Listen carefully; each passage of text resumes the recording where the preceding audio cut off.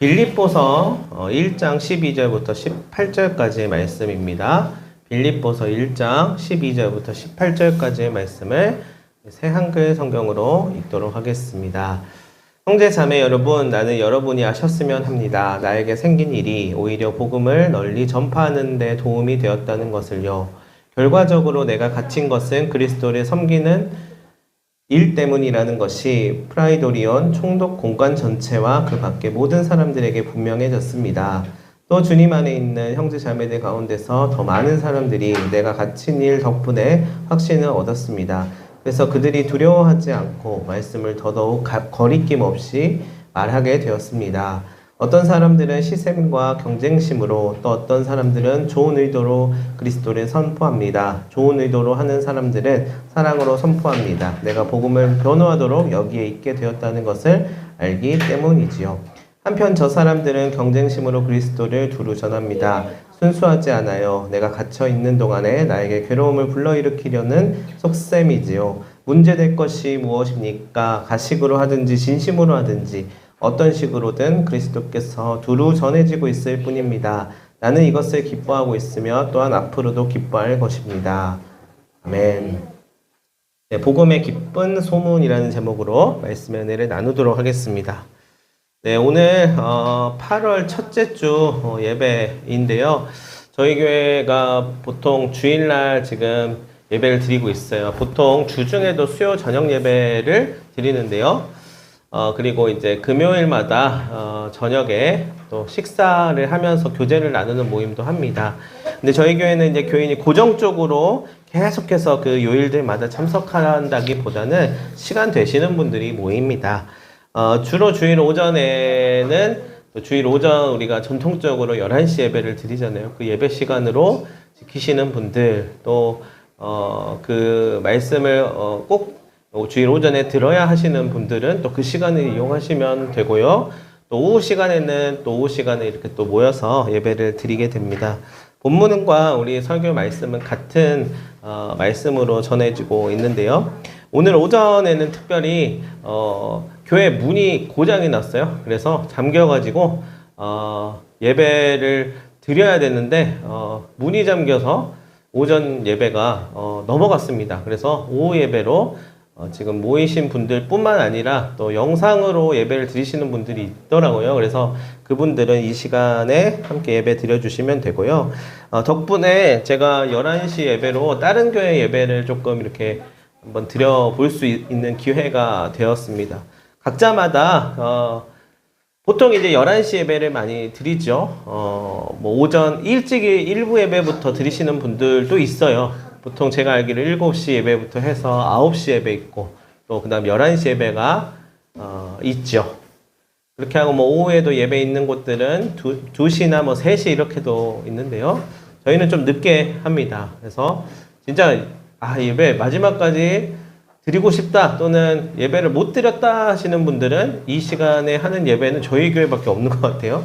물론 뭐 7시, 8시에도 예배를 드리는 곳이 아직도 한국교회에 있는 것 같은데, 그래도 5시 예배, 지난번에 우린 6시에 드렸었는데요.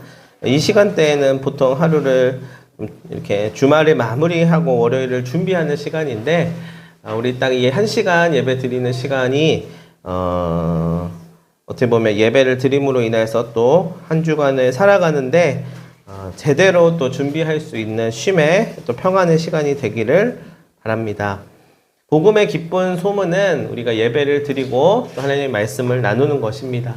이렇게 저희 교회를 포함하여서 어느 교회든지 주의를 잘 지키고 또 하나님의 말씀을 듣고 또 예배를 드림으로써 한 주를 시작하는 것이 중요합니다. 그래서 복음의 기쁜 소문은 다른 게 아니라 내가 하나님으로 인하여서 한 주간에 또 하나님이 보셨을 때도 기쁨이 되고, 또 나 스스로도 내 삶에 있어서 기쁨이 되고, 또 나를 포함한 내 주변의 모든 사람들이 기쁨을 얻는 데 있어서 이 복음이 가장 큰 역할을 해준다라는 것을 깨닫는 것이에요.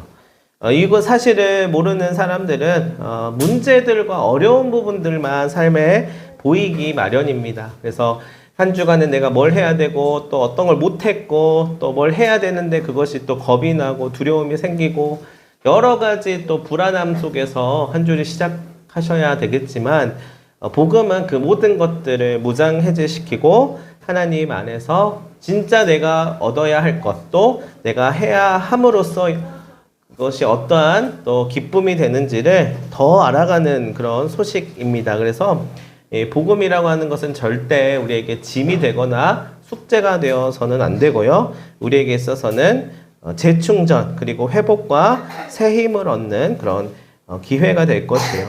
저희 교회는 개척교회라서 기본밖에 할 수가 없습니다. 기본도 하기가 벅차요.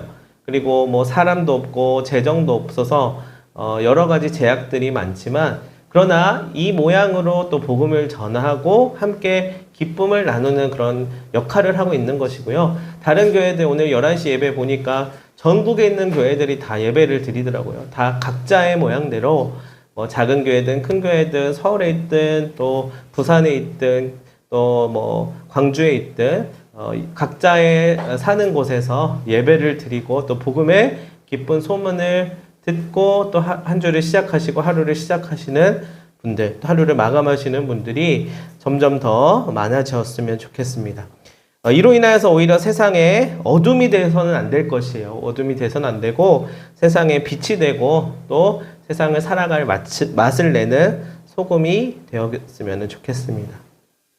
오늘 빌립보서 말씀을 같이 나눴는데 바울의 메시지는 단 한 가지입니다. 어찌 되었든지 간에 이 좋은 소식을 꼭 누구라도 듣고 누렸으면 합니다. 라는 것이에요.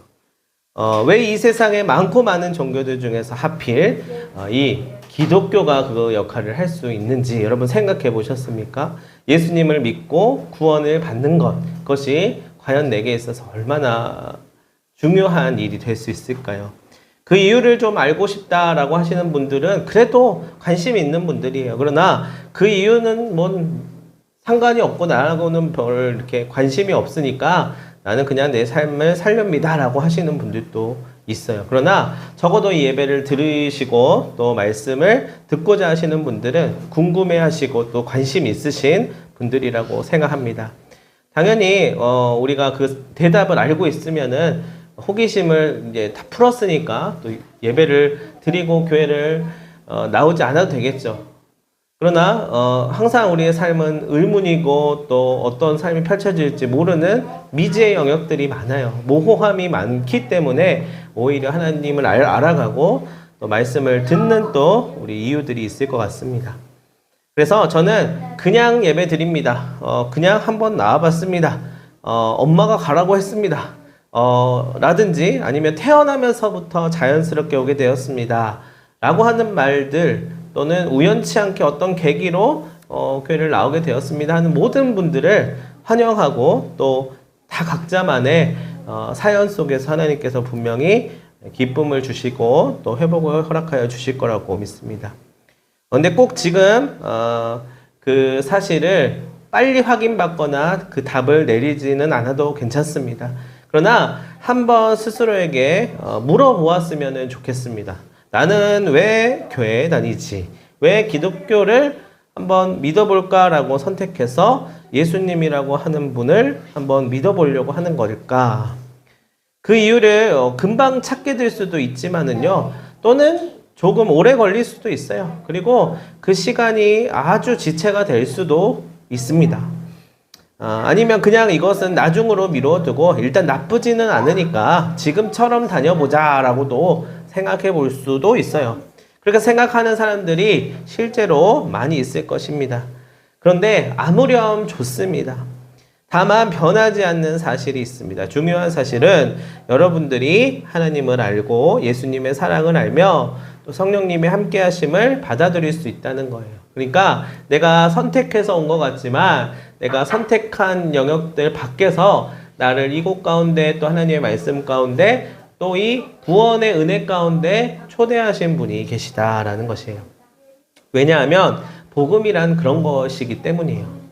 예를 들어서 우리가 전쟁 중에 예전에 2차 세계대전 당시에 전쟁이 한창이다가 이제 막바지에 갔을 때 이제 각 진영에서 싸우고 있다가 한 진영에서 이제 열세에 좀 이렇게 기세가 꺾이다 보니까 산속으로 숨었던 병사들이 있었다고 하죠. 그런데 전쟁이 이제 나중에 끝났어요. 결국 누구의 승리로 끝났는데 이 반대편에 숨어 있었던 사람들은 그 소식을 듣지 못하고 산속에서 여전히 대치하고 있는 상황에 놓여 있었다고 해요. 나중에는 이제 자기 나라의 편들이 아군이 가서 전쟁이 끝났습니다. 저 이제 복귀하셔야 됩니다. 하니까 그 말이 이제 거짓말인 줄 안 거예요. 우리 편에 군복을 입고 있고 우리 편인 척 하고 있는 아군인 척 하고 있는 지금 적군 스파이들이 전쟁이 끝났다고 투항하라고 거짓말해서 우리를 포섭하려고 하는구나. 나는 절대 이 산에서 나가지 않고 끝까지 이 전쟁이 끝날 때까지 대치하고 우리 나라를 위하여서 맞서 싸우겠다. 이런 실제 이야기가 있었다고 해요. 근데 전쟁이 끝났는데도 그 소식을 믿지 못하고 알지 못하고 또한 그것을 받아들이지 못하니까 끝까지 전쟁 중에서 불안함 속에서 살아가는 또 두려움 속에서 살아가는 이들이 있었다고 해요. 그러나 지혜로운 것은 그 소식을 받아들이고 실제로 전쟁이 끝났구나. 이제 내가 대치하고 이렇게 산속에서 힘들게 어렵게 살지 않아도 이제 집으로 돌아갈 수 있구나 라는 것을 이해하고 받아들이는 사람은 그것을 누리게 될 수 있다는 것이에요. 복음도 마찬가지입니다. 복음도 우리에게 왔다는 것, 우리에게 맞닿았다는 것을 내 마음으로 받아들이면 그것이 바로 내 것이 될 것입니다. 복음은 말 그대로 뜻풀이를 하면 좋은 소식이에요. 그러니까 기쁜 소문이라는 것이에요. 기쁜 소문을 내가 받아들일 수 있는 것이 우리에게 있어서 은혜가 됩니다. 복된 음성이라고도 할 수 있습니다. 근데 나에게 좋은 건지 안 좋은 건지는 물론 아직 모를 수도 있습니다. 그래서 스스로 이것을 한번 물어봐야만 한다는 것이에요. 나는 왜 이 복음이라는 것을 알고 있지? 이 좋은 소문, 기쁜 소문을 알고 있지? 그럼 이 복음이 어마어마하게 대단한 것이라는 것을 언젠가는 깨달을 날이 오겠지라고 받아들이는 것이 중요합니다. 아무리 좋은 거여도 내가 그것을 체감하지 못하면 지금은 큰 의미를 주지 못할 수 있기 때문이에요. 그런데 그렇다고 그 값비싸고 값진 것이 없어지는 것은 아니에요. 값싼 걸로 그것이 바뀌는 것은 아닙니다.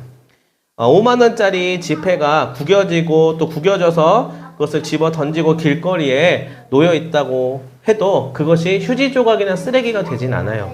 그것은 쓰레기 취급을 받는다기보다 다시 잘 펴서 쓰면은 우리가 그만큼의 값어치를 하는 화폐가 되는 것처럼 우리가 지금 당장에 이 가치를 알고 인정받고 또 그것을 잘 사용하지 못하더라도 간직하고 있다는 것만으로도 그것은 효력을 갖게 되는 것이에요.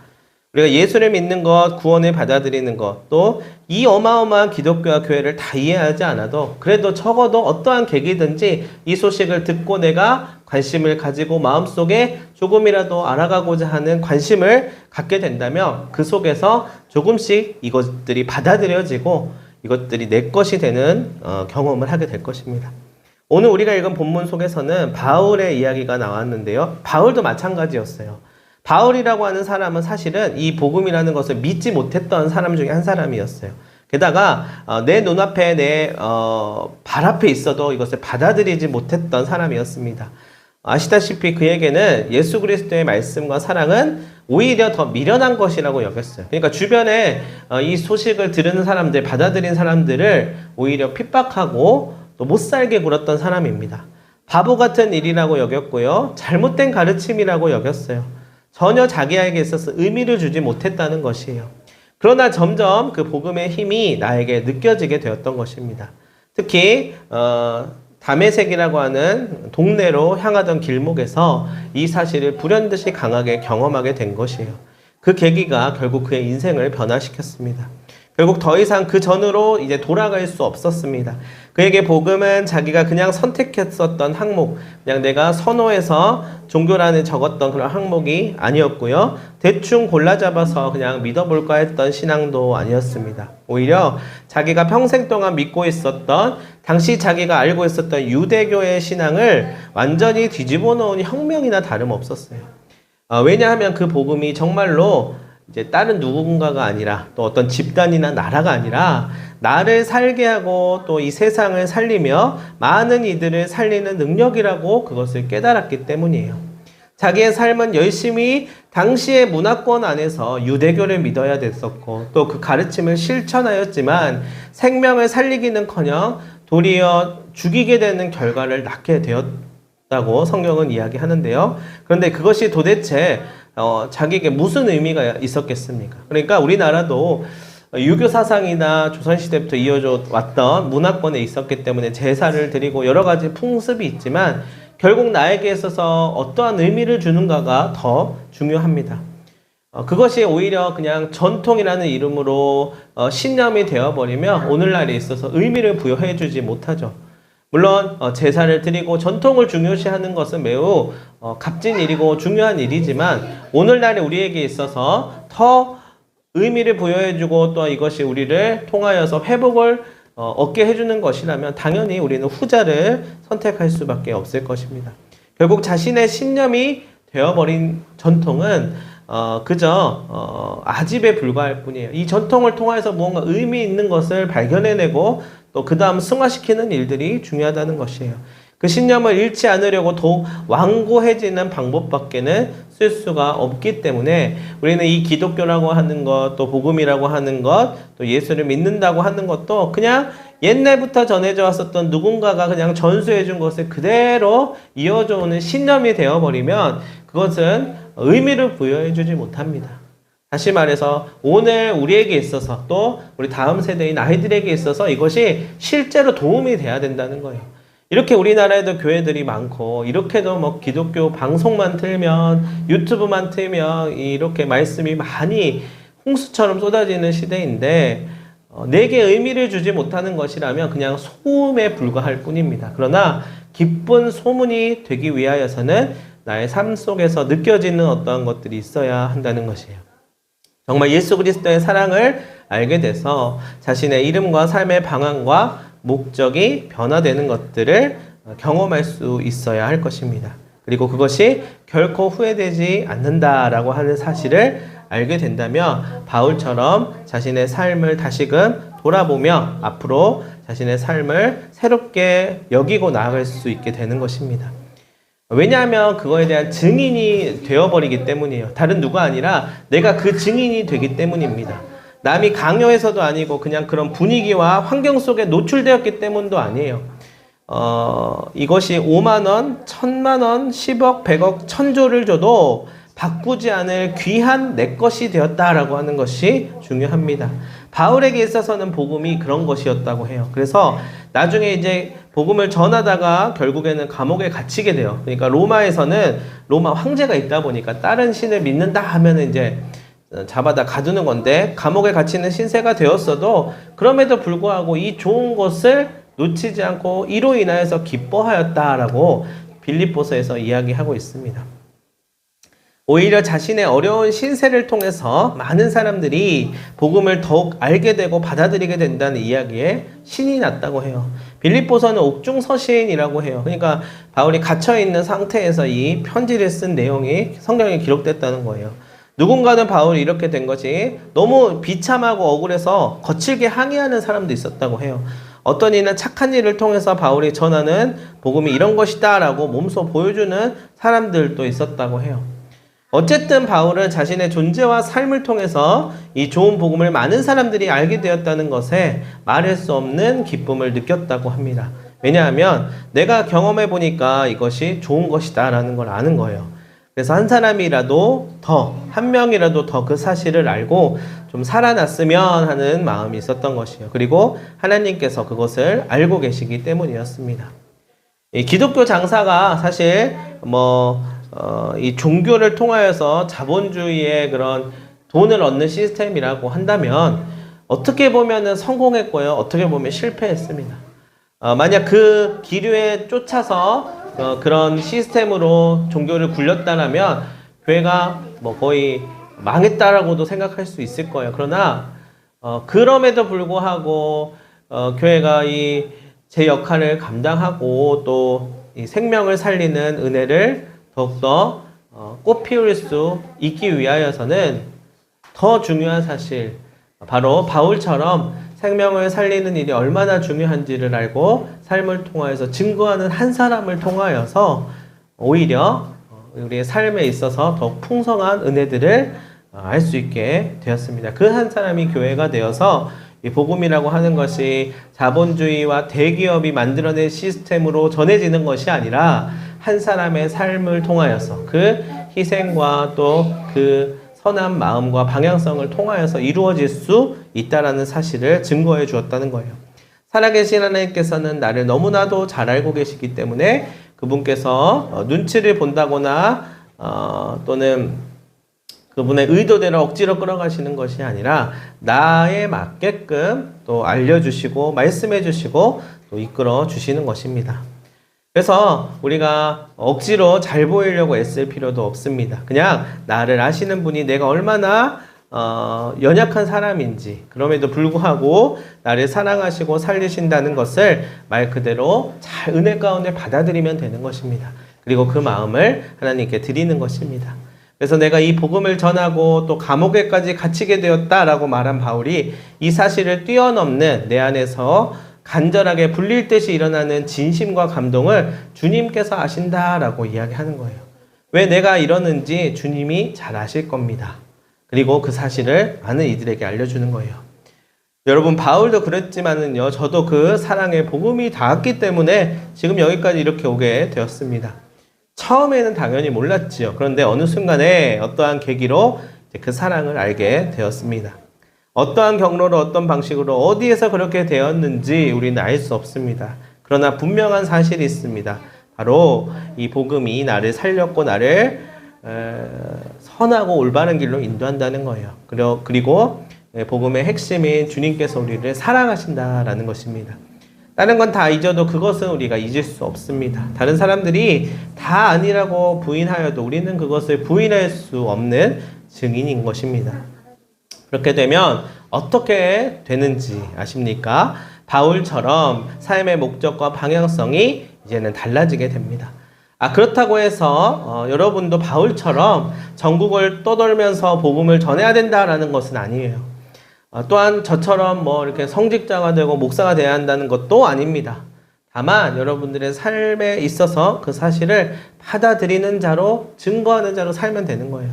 바로 그것이 어려운 일인 것처럼 보이지만 그 사실만으로도 오히려 더 쉬운 참된 그리스도인으로서의 복음 증거자가 될 것입니다. 그냥 교회 다니는 사람, 기독교가 종교인 사람 말고 나의 삶을 통하여서 오히려 그것이 진짜라고 하는 사실을 삶을 통하여서 사는 사람은 오히려 진정한 교회로서의 역할을 감당하는 사람이에요. 그리고 그리스도인이라 말할 수 있습니다. 그리고 최종적으로 꿈이 하나 생기게 됩니다. 그것은 무엇이냐면 그리스도의 사랑을 깊이 경험한 자로서 그리스도를 닮아가는 것입니다. 이제는 내가 그냥 믿어보자, 나를 위해서 믿어보자 했던 것들이 결국에는 나를 위하여서가 아니라 내가 변화하게 된다는 것이에요. 삶의 모든 목적과 또 포커스가 나에게만 있는 것인 줄 알았는데 오히려 그리스도를 통하여서 그리스도가 바라보는 것을 보고 그리스도가 품었던 마음을 품게 되고 그리스도의 말씀이 나의 삶의 지표가 되는 것, 또 그것을 사랑하게 되는 것이 변화의 시작이 되는 것이에요. 오히려 그것을 기쁨으로 여기는 것입니다. 그리고 그분의 뜻을 이 작은 인생을 통하여서 또 조금이나마 이루어 가기를 원합니다. 너무 거창하고 어렵고 힘든 이야기를 하고 있는 것이 아닙니다. 아무도 강요하는 사람은 없습니다. 또한 그렇게 될 수도 없습니다. 그런데요, 적어도 이 복음을 우리는 빼앗기지 않을 수 있어요. 나를 살게 하는 목적과 이유가 될 수 있습니다.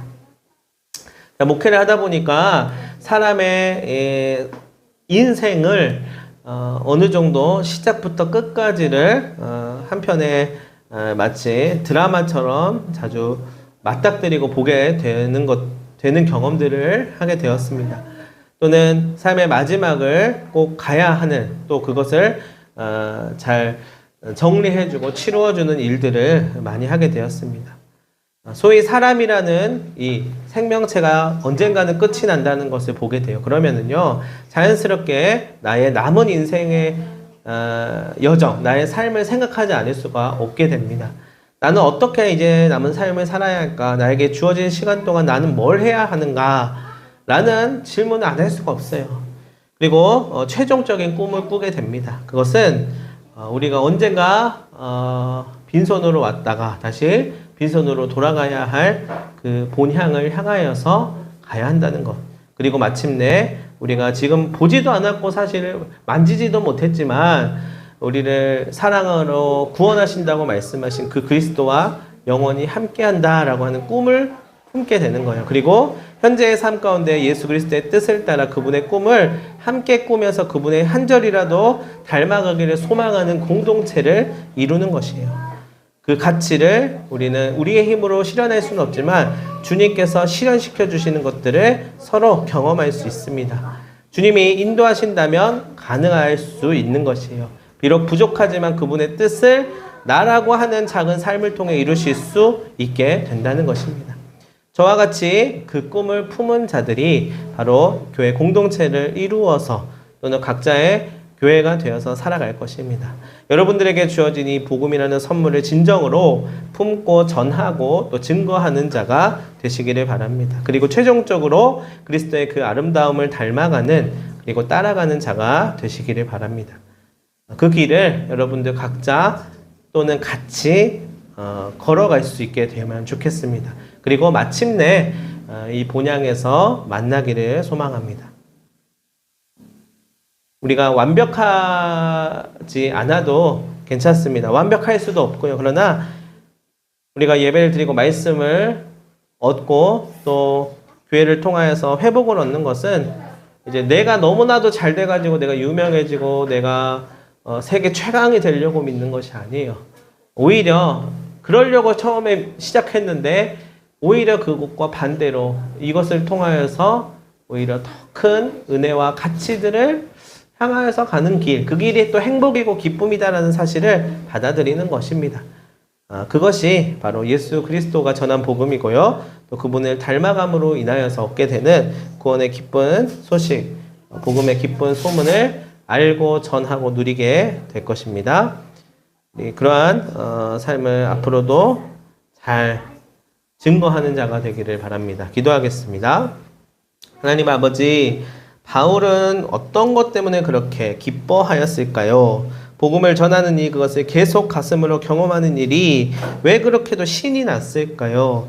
자신의 삶이 어려워지고 힘겨워졌는데도 그것이 그렇게도 크게 보이지 않고 오히려 주님의 그 마음을 얻는 것, 또 그것을 전하는 것이 기뻤을 그 바울을 보며 우리 자신을 또한 돌아봅니다. 그 복음의 가치가 무엇인지 저 또한 알고 싶습니다. 우리의 마음으로 진심으로 그것을 받아들이고 싶습니다. 우리 가운데 말씀하여 주시고 깨닫게 하여 주시옵소서. 감사하며 예수님의 이름으로 기도합니다. 아멘.